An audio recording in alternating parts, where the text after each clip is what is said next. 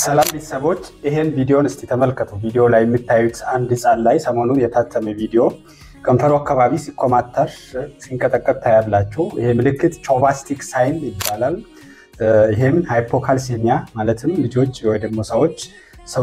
የሰውነታቸው ካልሲየም የሚባሉት ነገር ሲቀንስ ለው ሲሆን በተለያየ ምክንያት የሚከሰት ምልክት ነው ይሄም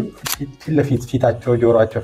ፊት አካባቢ ያለው ፋሻል ነርቭ የሚባለው ፊት አካባቢ ያሉት ጡንቻዎችን ስቲሙሌት የሚያደርግ ሲመታ ታፕ ሲደረግ ይሄ ይከሰታል ይሄም እንደሚታወቀው ሰውነታችን ውስጥ የካልሲየም መጠን ሲቀንስ ጥቅሙ አንዱ ለነርቭና ለጡንቻዎች ስለሆነ ሲቀንስ የነርቭ መነቃቃትን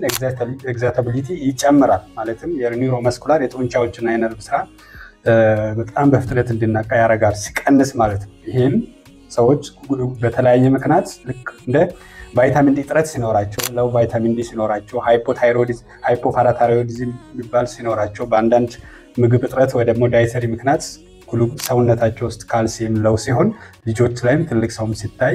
እንደዚህ ምልክቶች ይታያሉ እንደ ህፃናትም ሌሎች የምናያቸው ሰዎች ሃይፖካልሲሚያ ሲኖራቸው ሌሎች የምናያቸው ምልክቶች የጡንቻ መኮማተር ወይ ደግሞ ስፓዝም ጀምሮ እስከ መደንዘዝ ቲንግሊንግ እና ናምፕነስ ኢቭን ህመም ከእግራቸው ጀምሮ በተለይ እነዚህ የጡንቻ መደንዘዝ እና ህመሞች ከፊት ከንፈር አካባቢ ከምላስ ጀምሮ እስከ ጣታቸው እና እጃቸው የሚነሳ ከዛ በኋላ የቀነሰ ሲሄድ ሙሉ ሰውነታቸው የጡንቻዎች ኮንታክት ወይ ደግሞ መኮማተር ይኖራል አልፎም ሌሎች የኒውሮሎጂ ሲምፕተሞች የነርቭ ምልክቶች የንቃተ ህሊና መቀነስ ግራ መጋባት ኮንፊውዥን ይኖራቸዋል ሙድ ቼንጅ ስሜታቸው መቀያየር እንዲሁም ደግሞ በጣም የቀነሰ ከሆነ ሲጀር ሊኖራቸው ይችላል። አመሰግናለሁ።